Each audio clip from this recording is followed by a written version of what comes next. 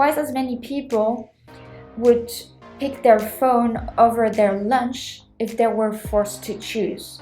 When we're spending time on social media, we're like, either we're looking toward the past, or we're always expecting, so we're looking toward the future and we're not anchored anymore in the present. Hi beautiful souls, and welcome to this new episode of the Positive Switch podcast.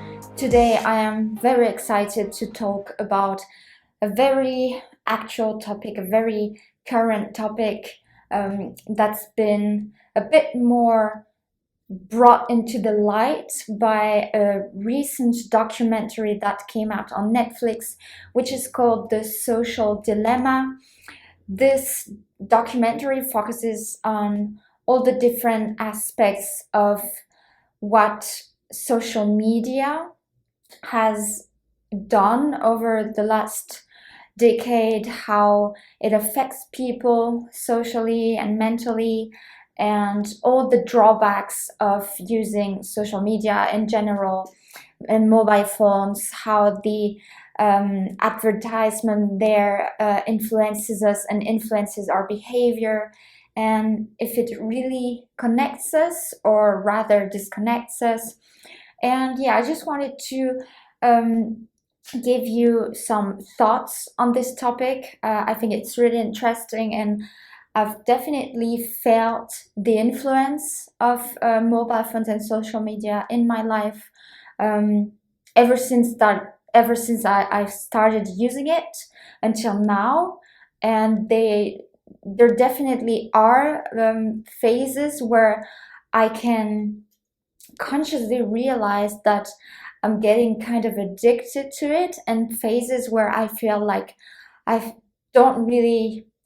not depending on it, and I could go for weeks without using my phones. And yeah, this really varies depending on my mood, on my mindset, and because of course, like, life just happens and every day is a new journey. And so sometimes we might feel more emotional, and yeah, we might feel more tempted to be constantly on our phone to kind of maybe to suppress some of those emotions. So that's why it's a really important topic, and I just want to raise as much awareness as I can on this topic today.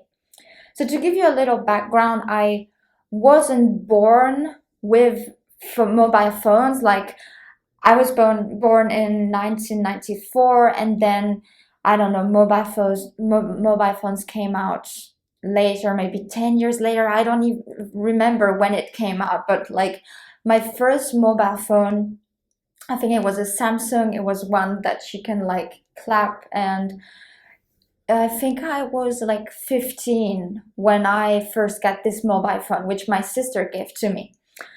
So I think it's an extraordinary invention. It's great for so many things. I think it's changed many people's life. It's changed technology just in general, and it's just allowed us to achieve so many more things, and it's very practical in different aspects of our lives. And it could be truly magical, but it can also has its drawbacks. And I think in this documentary, in The Social Dilemma, those drawbacks are really highlighted. At some point, I feel that the documentary is a bit biased regarding the current situation, but I think that overall the documentary gives a really good bigger picture of how social media affect us on a daily basis. So basically what they explain in this documentary is that depending on where we live on the planet, we aren't shown the same information, and the information that we're given is not necessarily true. And whether this applies or not in real life, I think that you should always question all the information that you're being given. I think that you should question what you already learned, because sometimes what you thought to be true is not true, and you have to unlearn it so that you can learn a new reality. That was, for example, what happened to me with the animal industry, the animal farming. And when I realized by watching Earthlings, and especially the best speech you will ever hear by Gary Yourofsky, I realized that I had been lied to, not only by my parents and just physical people, but also through advertisement and TV and internet. Everything I had seen was just a bunch of lies, and it wasn't reflecting the truth about how we were treating animals. Uh, of course, I probably knew that animals were being killed for food, but I might have thought that they were euthanized, or and when I discovered the truth, it was an awful truth. And at that point, I realized that I had to do a lot of work regarding all the conditioning that had been brought into my life, all the false information that I had become. So please make sure to question everything, and yeah, so that you can be really aware and make informed decisions. Um, so it's a tool, I would say, and it's really well depicted in the movie as well. It's a tool that can be used to unite, but also to divide people. And especially when mobile phones and social media in general come in the hands of some governments who want to achieve precise goals, then you can see how social media and basically delivering a specific information to people can really divide the population. And yeah, like I said, more than ever, we have to question everything, every single information we're given, especially when it comes from, let's say, the official media, because what we consider to be official might not necessarily mean that it's the only version of something, that it's the only version and the only truth. So yeah, just build your way around it and look for different sources of information when you have the chance. But regarding the information that social media and the internet gives us and Google gives us, which is sometimes not necessarily true, I think when it comes to science, for example, there is definitely some evidence that can't be contradicted.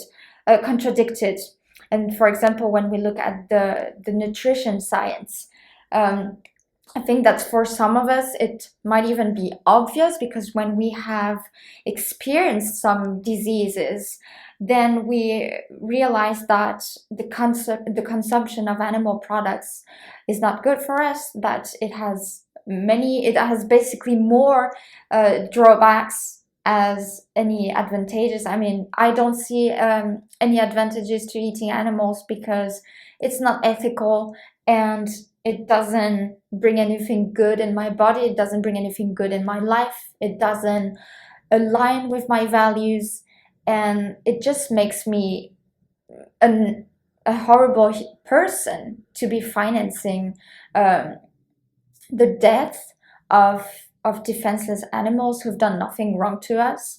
And we basically have the chance and the possibility to choose to eat plant-based foods, which are so much more beneficial to us and to our health and to our planet. So yeah, I'd rather go for this, and so that I can live with myself for the rest of my life. So yeah, this science is evidence-based. Go and do your research. I would highly recommend this book by the Dr. Michael Greger, How to Survive a Pandemic, How Not to Die, and How Not to Diet, by the same author. And generally check out his website, nutritionfacts.org, and Nutrition Facts on YouTube. That's hardcore based, as evidence-based science. All right.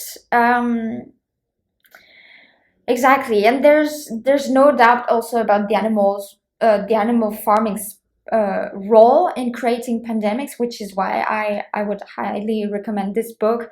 I think there's no doubt about the cruelty that's inherent in animals farming, because no matter how animals were raised, they will end up in a slaughterhouse with their throats slit against their will.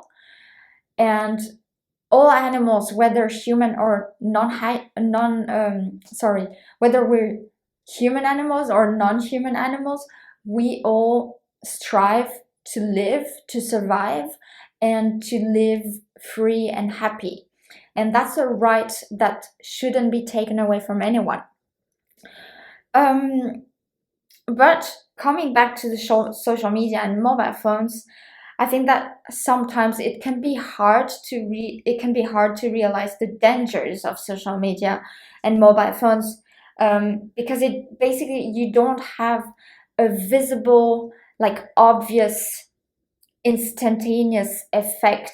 You don't really see how it affects you right now at the moment where you're using it. But what we can see, and there are always more studies about it, and as it is shown in the documentary as well, what is shown and what's obvious is that there is this exponentially growing rates of anxiety, depression, and suicides. And that's also especially growing among teenagers who have been using mobile phones like at such an early age as maybe, I don't know, 5 years old. Like I've seen toddlers with a mobile phone in their hands, and I'm thinking like, what is wrong with the parents? Like, how would you even come get the idea of putting a phone in the hands of a baby or a toddler? Um, and yeah, it's just horrendous when we look at those graphs like the one in the documentary and realize that teenagers are committing suicide because of all the pressure that they receive through social media, this feeling of not being good enough or of not being worthy of someone, and having the feeling that they should look like someone or be as successful as someone, and also the definition of success, which is so um, like modified, and yeah, it's just there is so much pressure right now on the shoulders of teenagers who spend a awful lot of time on social media, and we should definitely watch out for this. We should definitely pay attention. If you're a parent and you're watching this or hearing this, please watch out for your children and be really mindful of the use that you want to give out of my mobile phones to your children. um, so we have to definitely raise awareness about this. We have the responsibility, I think, to educate people about this, and especially teenagers, so that we can avoid some severe damage. Um, and also, don't get me wrong, I use social media. I'm very happy that I have the chance um, right now to be using social media so that I can reach out to people and raise awareness about animal farming, which is very dear to my heart. It's an honor, it's a privilege that I can do this. Um, but even I sometimes have to set limits to myself, like I explained at the beginning of this episode.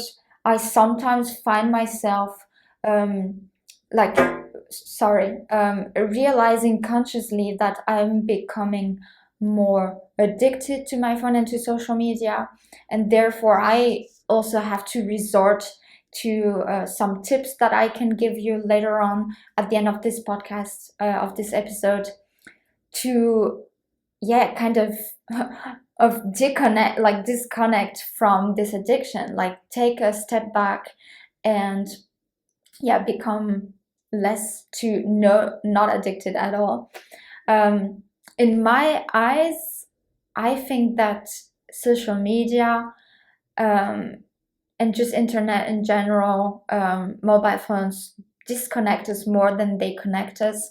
Um, when I was little, I can clearly remember having more social contact in general to people, not being afraid of being addressed by someone on the street, being approached by someone on the street.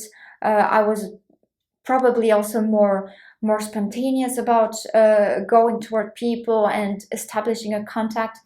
And now I can, like, it's so obvious in our everyday life that you see people, like, almost every time, at least once in a day, you see someone walking on the street, like facing down on their phone and not looking forward, and like maybe like stepping on something and falling because they're not concentrated at all. And it's this particularity of mobile phones that we could be anywhere in this bubble, like anywhere on the web, but we're not physically here in the present moment. And this is also very dangerous, because I think that this has a huge role in creating anxiety and stress and depression, because we are so much more focusing on something that's virtual, that's not real, that's an illusion. Most of what we are shown, and of course, I also I am aware and honest about the fact that I might not show all the aspects of my life on social media, because we want to show things that are positive and things that can inspire people. But sometimes I do realize that it's important to show the kind of flawed aspects of my life, and show people truthfully that not everything is all right and not everything runs like super smoothly. Because it's important to me to show that true aspect of my life. But for teenagers who are still like growing and developing and trying to find themselves, and they don't know who they are yet, I think that social media can be like almost a weapon, and it can truly harm them if they think that what they're receiving is the reality and the only reality, and if it makes them think that they have to strive for this reality. Um, so yeah, and why is it addictive? Because like like many foods that we know, using mobile phones and social media releases dopamine. It's like this reward effect for your brain, and so you always want more, and you always have the desire to look on your phone. And like, it's this I think it's, for me, it's, we could even describe it as a mental disorder. Like, we've become so addicted to it, and it happened to me sometimes that we have to look on our phone, like, even though we're not going to look for any information or something, we just want like to tap on it, like look at the time, or just something like a tick, like something you're not even controlling. And we're always expecting notifications, and we have the feeling that if we're not checking, we're missing out on something. And so we basically have the need to be almost constantly on it. And what was really interesting and almost and scary, I have to say, there was a Times poll which revealed that 1 in 4 people admitted checking their phone every 30 minutes. 1 in 5 people admitted checking their phone every 10 minutes. And a third admitted that being without their phone makes them feel really anxious. So it's so addictive to the point that we are not mindful anymore. We are not peaceful anymore when we're not when we don't have our phones at hand. We feel almost what's the word? Not desperate, but like helpless if we don't have it with us. And this really scares me, the thought of this, that there are people who cannot think about like being 1 second without their phone and that it makes them anxious. I think that we should really like care about this and pay attention to this. And so it's kind of a like a sustenance in the way that it feeds you all the time. Like it feeds you with advertisement, it feeds you with news and notes and nonsense and fake news. And that's to the point that twice as many people, so from this a third of those people, twice as many people would pick their phone over their lunch if they were forced to choose. So we have here the situation where we have one thing that's like a basic survival need, like a fundamental need that we have to fulfill so that we can survive, and a phone like which people have lived without for generations, for I don't know, like thousands of years, and people would choose this thing over what makes them survive. So it's kind of crazy to see these facts and the results of such polls and studies. And 3/4 of the 25 to 29 years old sleep with their phone. So I don't know if I think they meant in this sentence that they sleep with their phone on because they're scared to, yeah, like miss out on something, on some news. I don't know. Personally, I have my phone on airplane mode. We have this rule with my boyfriend that at 8 p.m. we don't use our phone, like we don't go on social media anymore. And if we want to, well, actually we don't. No, we try not to watch anything past that time. We'd rather read something because we don't want to be exposed too much to that blue light. And yeah, and then when we wake up,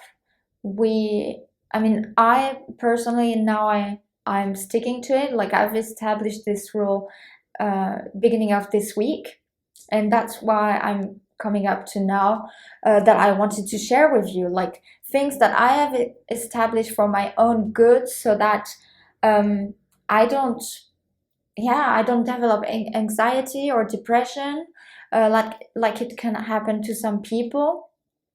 I don't want to fall into the trap of social or of really expecting things all the time. And this is also so consuming. It's consuming your energy, it's consuming your attention.